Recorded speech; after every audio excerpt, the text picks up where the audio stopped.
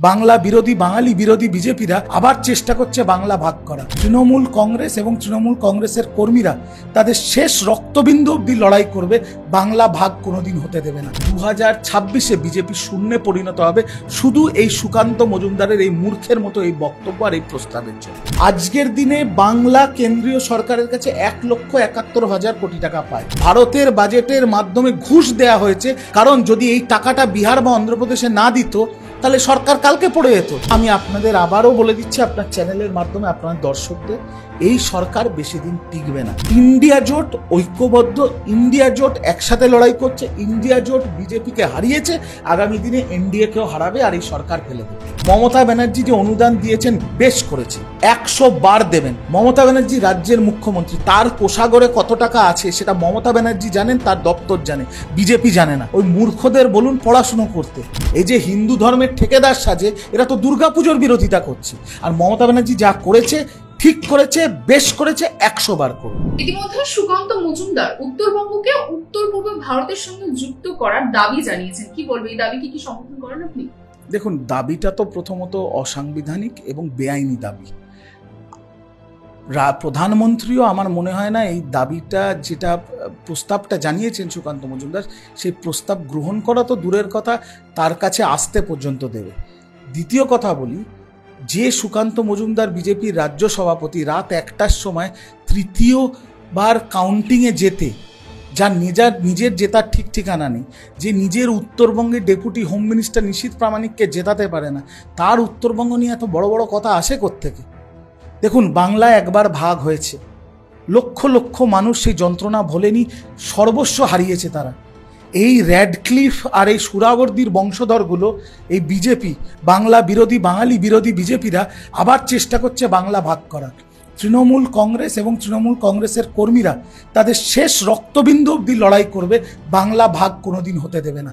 আর আমি আপনাকে দায়িত্ব নিয়ে বলছি, শুধু তৃণমূল কংগ্রেস নয়, বাংলার সাধারণ মানুষের প্রতিবাদ করবে। আর 2026-এ বিজেপি শূন্যে পরিণত হবে শুধু এই সুকান্ত মজুমদারের এই মূর্খের মতো এই বক্তব্য আর এই প্রস্তাবের জন্য। কোথাও যদি এই প্রস্তাব, যেটা উত্তরবঙ্গকে উত্তর পূর্ব ভারতের সঙ্গে যুক্ত করে দেওয়া হয়েছে, এটা যদি হয় তাহলে কোথাও তো এটা অর্থনীতি, রাজনীতিক দিকেও কি প্রভাব ফেলবে?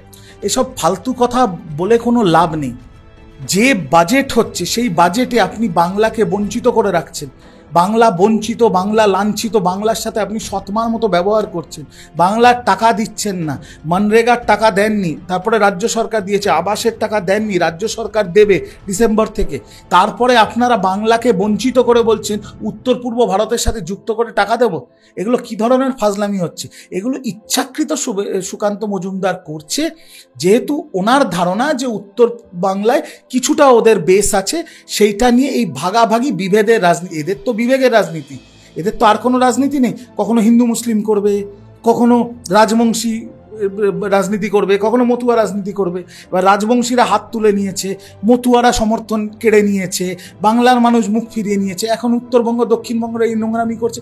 এই নোংরামি বাংলার মানুষ পছন্দ করে না। বাংলা ভাগ একটা অত্যন্ত সেনজিটিভ সাবজেক্ট বাংলার মানুষের কাছে, বাংলার মানুষ এদের প্রতিবাদ করবে। আর আপনি দেখবেন বিজেপির কি অবস্থা হয় 2026 বিধানসভা। আচ্ছা, যে কেন্দ্রীয় বাজেট ইতিমধ্যে পেশ করা হচ্ছে, সেই বাজেটে যেমন দেখা যাচ্ছে যে ইন্ডিয়া জোটের শরিকেরা সকলে বলছে কুর্সি বাঁচাও বাজেট, সেখানে বাংলাকে সম্পূর্ণভাবে বঞ্চিত করা হচ্ছে। কোথাও কি এটা ইচ্ছাকৃতভাবে করা হয়েছে? দেখুন, ইন্ডিয়া জোটের লোকেরা কি বলছে ছেড়ে দিন, সাধারণ দেশের নাগরিকরা এই কথা বলছে যে এই বাজেটটা ভারতের বাজেট নয়, এই বাজেটটার জিরো ওয়ারেন্টি ভারতবর্ষের মানুষের জন্য। কোনো মিশন নেই, কোনো ভিশন নেই। একটা অপদার্থ সরকার তার অপদার্থ বৃত্তমন্ত্রীকে দিয়ে এই বাজেট পেশ করেছে। আর এই বাজেটটার মাধ্যমে, ভারতের বাজেটের মাধ্যমে ঘুষ দেয়া হয়েছে নীতিশ কুমার আর চন্দ্রবাবু নাইডুকে, যাতে তারা এই মিলিজুলি সরকারে থাকে, তাদের সমর্থন দেয়। কারণ যদি এই টাকাটা বিহার বা অন্ধ্রপ্রদেশে না দিত তাহলে সরকার কালকে পড়ে যেত। আর আমরা তৃণমূল কংগ্রেস কিন্তু বিহার টাকা পেয়েছে বা অন্ধ্রপ্রদেশ টাকা পেয়েছে বলে আমাদের কোনো অসুবিধা নেই। আমাদের বক্তব্য হচ্ছে, বাংলার মানুষও তো ট্যাক্স দেয়, বাংলার মানুষও ট্যাক্স দিচ্ছে, সেই ট্যাক্সের টাকা বাংলার থেকে তুলে নিয়ে গিয়ে বিহারে ব্রিজ তৈরি হবে কেন? কেন বাংলায় ব্রিজ তৈরি হবে না? কেন বাংলায় হসপিটাল হবে না? বাংলার যে ন্যায্য দাবি সেটাকে দিয়ে দিক।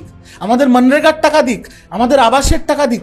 আজকের দিনে বাংলা কেন্দ্রীয় সরকারের কাছে 1,71,000 কোটি টাকা পায়, সেই টাকাটা মিটিয়ে দিক, আমাদের তো কোনো অসুবিধা নেই।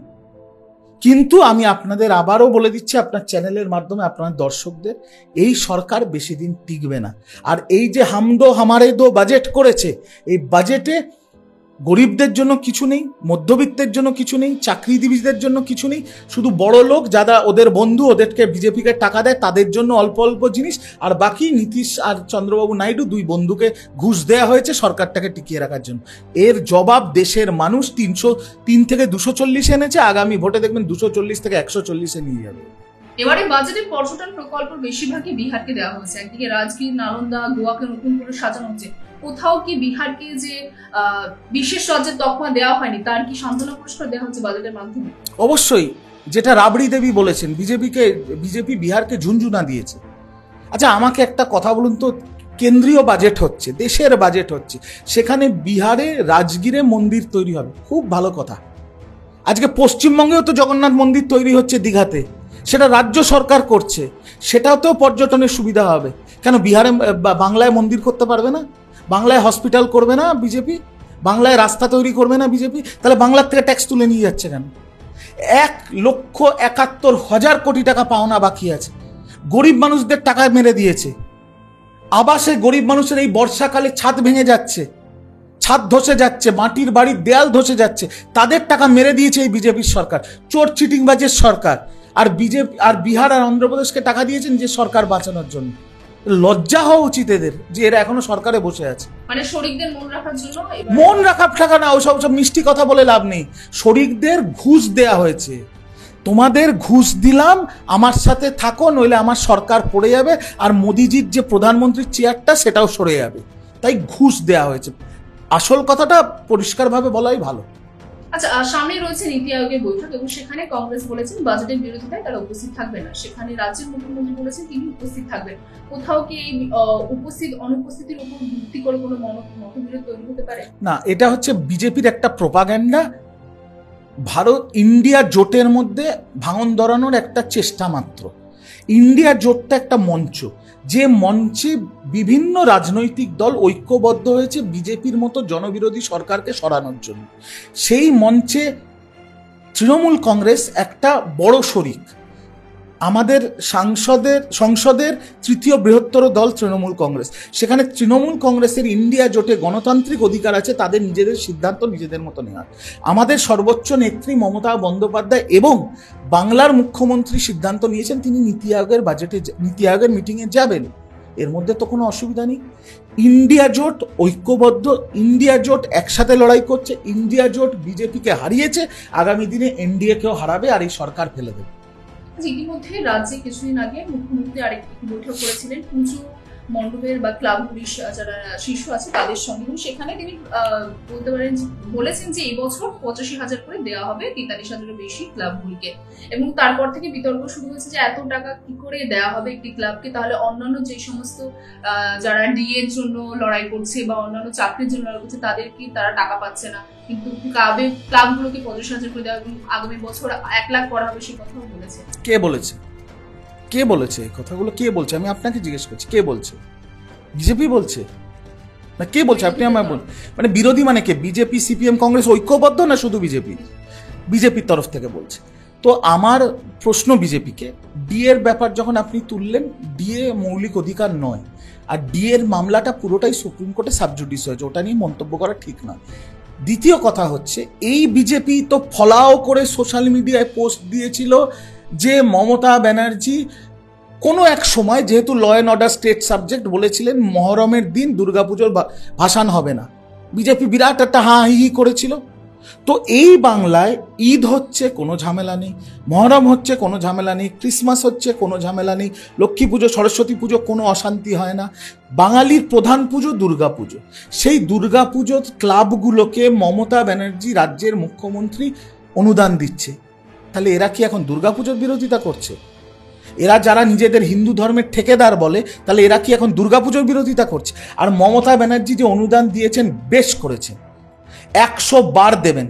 মমতা ব্যানার্জি রাজ্যের মুখ্যমন্ত্রী, তার কোষাগরে কত টাকা আছে সেটা মমতা ব্যানার্জি জানেন, তার দপ্তর জানে, বিজেপি জানে না। ওই মূর্খদের বলুন পড়াশুনো করতে।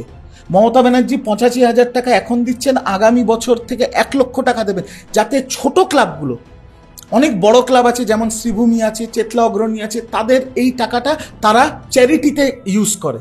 আর অনেক গ্রামাঞ্চলের ছোট ক্লাব আছে যারা এই টাকাটা দিয়েই দুর্গাপুজো করে। মমতা ব্যানার্জির নেতৃত্বে, মমতা ব্যানার্জির শাসনকালে দুর্গাপুজো ইউনেস্কো হেরিটেজ পেয়েছে। বিজেপির ভালো লাগছে না? দুর্গাপুজো ইউনেস্কো হেরিটেজ পেলে এদের গা জ্বালা হয়, দুর্গাপুজোর অনুদান বাড়ালে এদের গা জ্বালা হয়। তাহলে এরা বলে দিক না যে এরা দুর্গাপুজো বিরোধী।